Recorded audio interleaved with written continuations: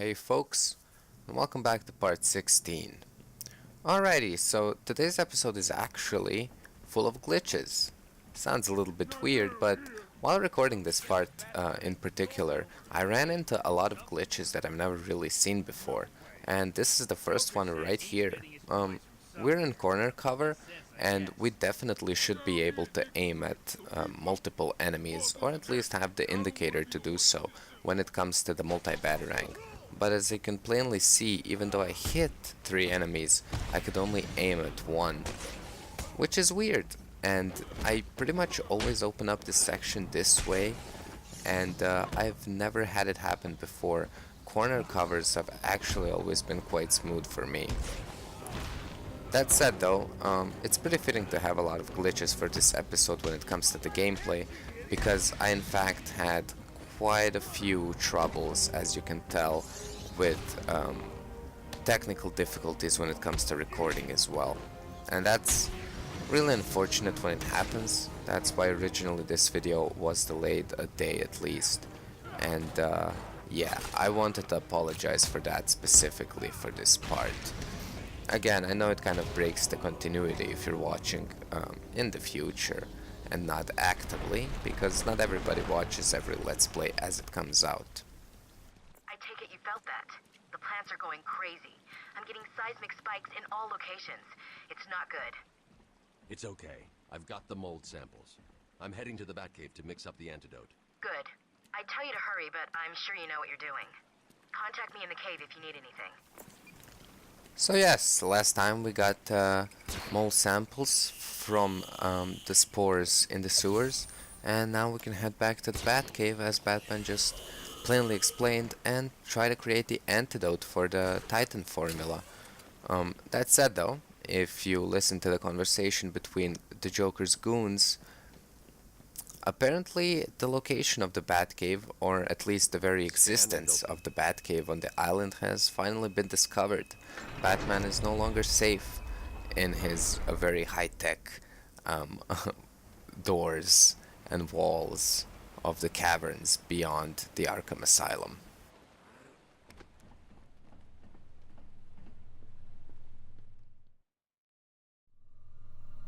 How close are you to making the cure? Close. It's been more difficult than I expected.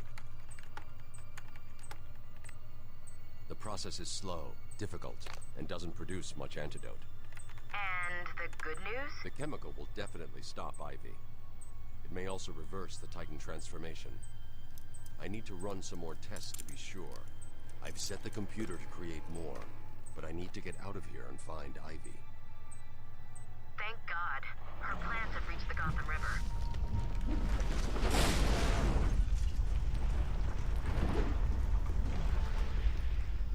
Batman! Bruce, are you alright?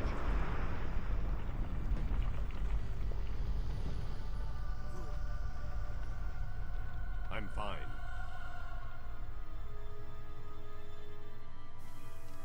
I usually praise the voice acting in this game, but that Batman line and the I'm alright line were pretty out of place for this game at least.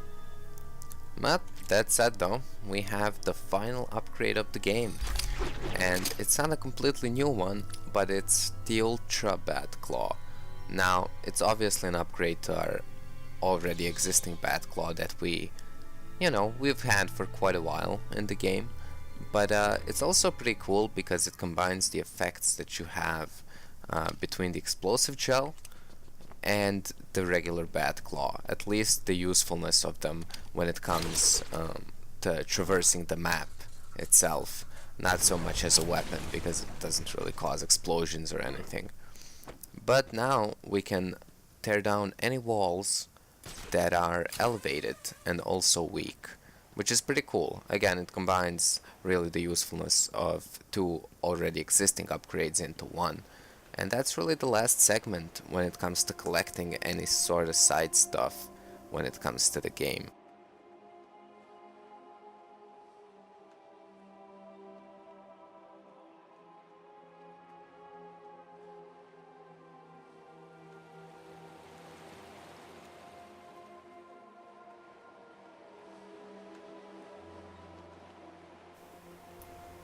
Now, personally, I really like this section.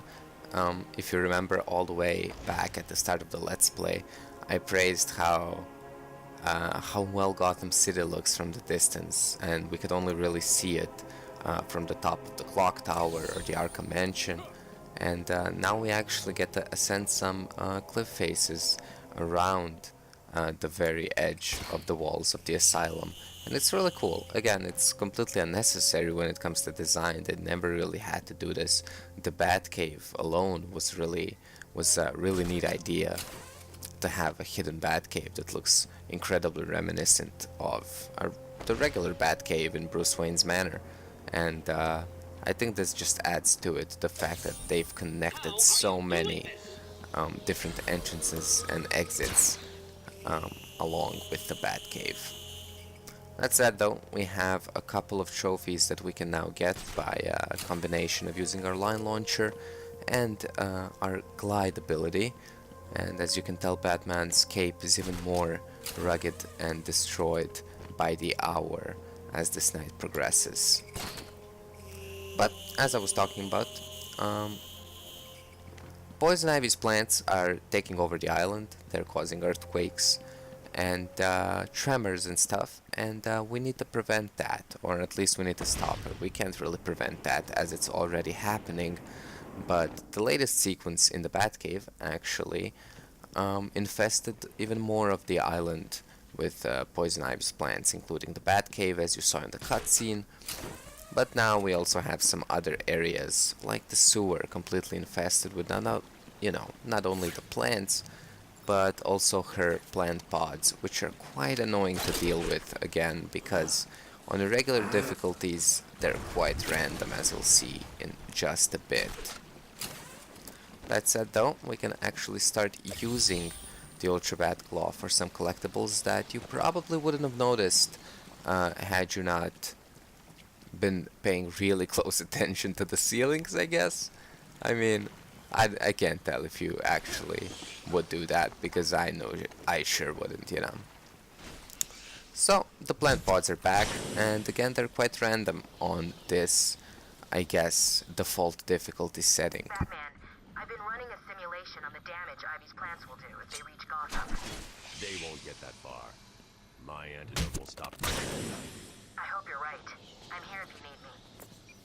So sometimes they don't open up at all in the slightest and release any spores. Sometimes they'll release a single spore, sometimes they'll take forever to release any, and I don't know. I like the fact that on hard mode it's actually consistent and it always drops 3 spores, and you can deal with them accordingly. We've got another problem. What now? Two-Face? Riddler? Some kind of giant Joker robot?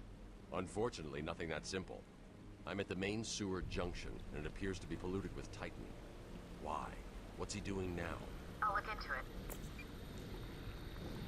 Alright, so we have more of this Captain Planet-esque section of Batman, I guess. I doubt that the Joker and Scarecrow were really combining their plans together here. You know, they weren't really brainstorming before this plan started on how to really mess with Batman. But, right, so the Joker has started polluting the waters, or the Gotham City water supplies as well. But this time with something much scarier than just, I guess, a temporary sensory deprivation toxin, Titan water seems to be like corrosive, but it shouldn't the trouble us. Scarecrow. What have you found out? But enough of my crazy ramblings. I'll let you listen to the storyline progress a little bit more. A waste product from the Titan process into that chamber. It acts as a kind of natural storage tank. Once it's full, it releases the water into the Gotham River. Normally, it's safe, but But this time it's full of Titan. How do I stop it? I'm working on it. Again, it's pretty cool that we're not that worried when it comes to poisoning the people of Gotham, because last time we didn't really take the Scarecrow seriously, you know.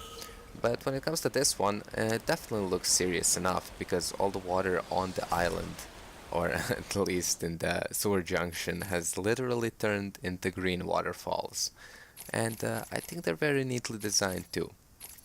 That said though, this has netted us another level up, this last Riddler trophy, and I decided to opt out for the last armor upgrade, just to be more, you know, rather safe than sorry, because we do have quite a few tough fights coming up in the later stages of the game, and I wouldn't want to mess any of that up by not updating it. Especially because these last few upgrades, you know, when it comes to the game where you pick up most of the abilities that you can, or, you know, technically all of them, you can really pick and choose what you want, and I think that getting the armor upgrade right now couldn't hurt us that much. I think technically there is an achievement to miss, but that's a story for a different time. Control rooms. The first is directly above you. I'll shut them all down. What will happen if this Titan stuff reaches Gotham? It won't reach Gotham. Alright, so again, we're on the mission to stop the Joker from pouring tons and tons of gallons of the Titan formula into the Gotham City water supply, and it does kind of send us on a classical RPG, you know, chase around the map to different locations to do a thing and then come back. But it's actually more fun than it might seem. As I was saying just before, I got interrupted by another Metal Gear Solid-esque phone call, is that one of the abilities we haven't picked up yet is the remote control Batarang. It can be useful when it comes to the Predator sections, because if you manage to line up enemies in a straight line, for example, I think the best example I can actually think of is the high halls on the Arkham Mansion, where you can take out pretty much 3 enemies in a row while remote controlling your single Batarang. It's pretty neat, but I think it's more important because it can net you an achievement that basically requests of you to throw a Batarang to yourself, right? To use a Batarang like a boomerang. And yeah, you need a remote control for that. It's not something I plan to really show off because it's so simple. You can pretty much pick it up at any point of the game. All you have to do is be in an open area and have the, of course, level up ability unlocked. And then all you do is you just throw a Batarang and control it with your, you know, direction pad back to yourself, and you're gonna get that achievement. It's missable, but again, even if you do miss it or manage to in your playthrough, it's quite simple to go back on a new save file, or actually even the completed save file, because you have free roam abilities, and pick it up in just a few seconds. Can you hear me? For the love of... I suppose that's you in there, Babs. Well, enjoy it while you can. These caves will... This episode features a lot more storytelling through, I guess, voice messaging than the others. Not sure how I feel about that. Progress has been slow. What happened back in that house? Just business. Business? What kind of business practices result in a house full of mutilated corpses? I don't like having my time wasted. Someone doesn't pay. They need a lesson. They owed me. So you killed them, tore up their bodies. The police never found all the pieces. They should have looked in the sewers. Are you saying you hid them there? After a while. Usually takes about 8 hours. Time to go, Brock. Get him. I like how we still don't really know where we stand when it comes to Killer Croc. The doctors very much believe that it's a myth that he actually eats people, and he's pretty adamant about the fact that he does in fact consume the bodies that he takes care of, as he likes to put it. Anyway though, we have our mission to shut down all the gas pumps. Thankfully, all the gas pumps aren't streaming the Titan formula directly into the water supply, but instead in a storage tank, so we have quite a bit of time to do everything we have to. Again, this is a video game, so because there's not a timer on the screen, I'm pretty sure we have all the time in the world. These 2 hallways have 1 single collectible, which is a Riddler trophy, and 6 pairs of teeth in total in both halls, so make sure you check those out before proceeding. I mean, again, it's not really incredibly missable. There's not a lot of areas in the game that really have missable choker teeth. It's more of kind of like I'll lead you, lead you to the objective from objective. It's kind of like a light and dead space, or basically other directional tools in any other game. But with that said, we have another Predator section, and this time around it's pretty difficult because even the gargoyles won't net you much help. I think that this is the best tactic I've come up with. You line launch right across, right from the access of the room, and you use one of your sonic batarangs to explode one of the henchmen, and that actually puts you in a pretty good position. If I was smarter, I would go up to the gargoyle right away, and once plenty of the henchmen are, conjoined around the fallen one, I would have just used the batarang to take them all out. But I don't do that. Instead, I try to go for the vents, because there are weak walls all over the surface of this underground tunnel section. And if you're lucky enough, you might be able to do more than I did with those. I'm not really fortunate when it comes to the timings of these enemies, and maybe I don't pay attention, right? So that could be very possible. But instead I chose to do a lot of waiting for one of the soul henchmen to show up, so I can just use a silent takedown. Again, the gargoyles are not detonated or planted with explosives this time around, so you can use them. And if you saw just what happened there, that was the second glitch of the episode. I got completely stuck between the body of the henchman and an invisible wall or something like that. I couldn't move at all, I couldn't dodge roll, couldn't do absolutely anything.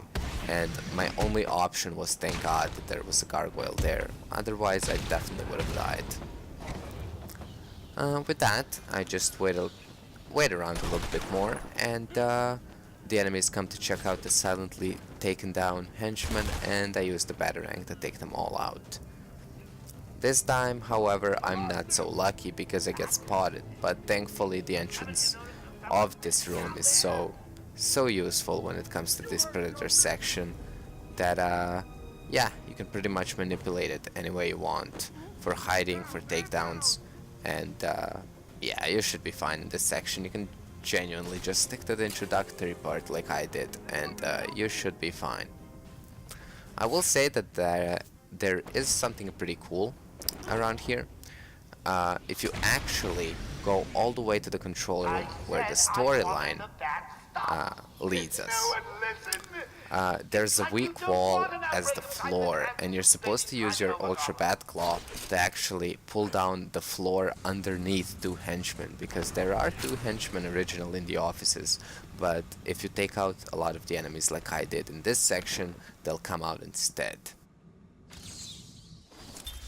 I had a sudden pang of conscience. I sought counsel from my priest on the choices I had made. I asked him if it was a sin to kill in order to save a life. The holy man said all life was sacred, but a judgment would not be upon my soul if I acted to save another. I left the confessional with my soul uplifted, convinced more than ever I am doing a service not only to mankind, but to God as well. Well, it looks like the Madman of Arkham is getting some validation or affirmation for his work too. So yeah, that's pretty sad to hear. Anyhow though, that was the south wall that we just visited with the Chronicle of Arkham of the room, and if you check out the west wall with the same gimmick, you can find another Riddler trophy. You know, originally I kind of was disappointed that some people didn't like me featuring all the chronicles and all the backstories to all the characters as much as I do.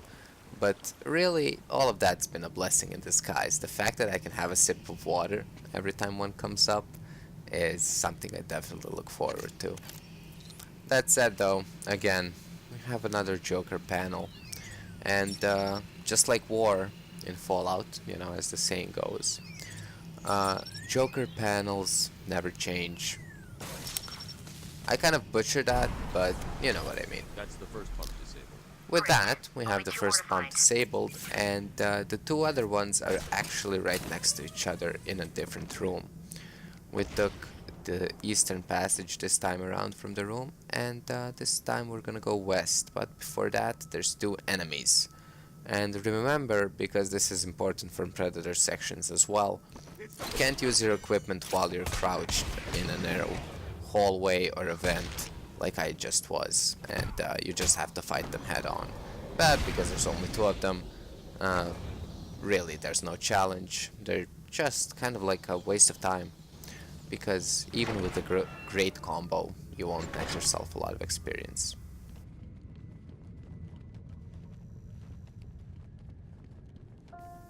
Alrighty, backtracking all the way back to where we originally were. I said stop him, but you let him through. Try harder, or I'll hurt you badly. I like how the Joker's progressively actually getting more and more frustrated as time goes on, and he's not so friendly to his Blackgate buddies as he once was, I guess. Patient interview. Waylon Jones, aka Killer Croc. Last night, the patient was pacified after a breakout attempt. Gardarin Cash is in hospital. Reports state that the patient attacked Cash and in the struggle consumed his left hand. Cash is lucky to be alive. He lost a lot of blood. Me too. I nearly choked on that bony hand of his. That's disgusting. He could have died. He's just food to me. And once I get a taste, I want the rest of the meal. You know what I mean. Get him out of here. Now. Got your scent too, lady. I'll see you around. Tick tock, tick tock. And as predicted, the story of Waylon Jones in the interview tapes ends with him taking off Guard Cash's hand. Anyway though, this is a pretty cool trick that you can use if you're not feeling up to fighting a lot of enemies.